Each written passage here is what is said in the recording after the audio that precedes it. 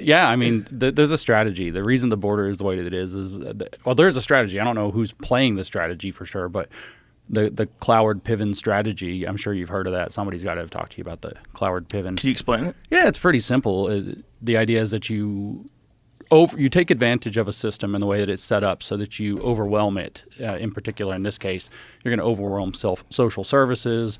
You're going to overwhelm, border enforcement. You're going to overwhelm whatever they're doing in the cities. It's like tens of thousands of dollars per taxpayer or whatever per year going to dealing with what they're calling the migrant crisis. So you try to overwhelm the system in order to basically collapse it so that you can create a crisis, and the crisis creates the excuse to bring in new policies. Oh, well, maybe what we need is, what do they call it, E-Verify or something? So we need a digital system where we can track who everybody is, but then they get their digital system, and then you're off to the races. But yeah, this is an old strategy, well documented. Who do you think is implementing this strategy, and what are the conversations, do you think? Well, it's not possible to deny that the Biden administration is implementing it because, look, they tried to fight Texas on securing its own border to protect its own citizens. That blew up, what was it, end of January? Is that when it all blew up? Very recently, yeah. Yeah, it was pretty recent. And so certainly they are.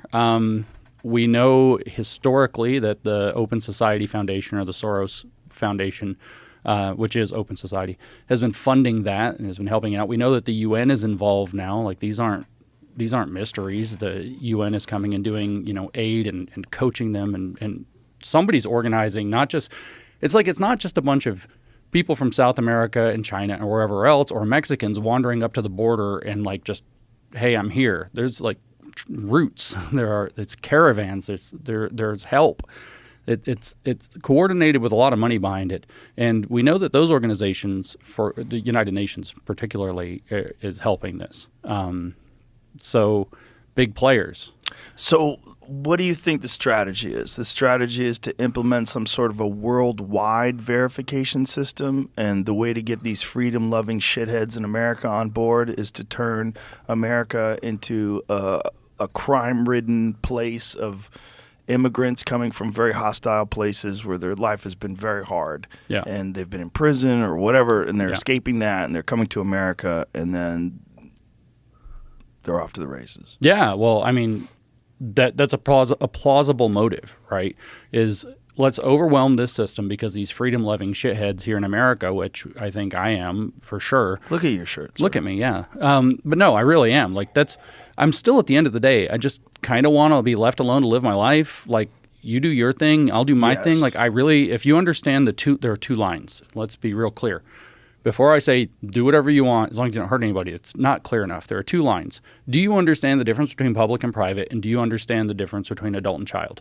If you understand those two lines, and you're on the right side of those, I don't care what you do in private as long as it's with adults. I don't care what you do. Leave me alone. I'll leave you alone. You're cool. I'm cool. Like, let's not interfere with one another. Which is how we all should be. Right. That's what real freedom is.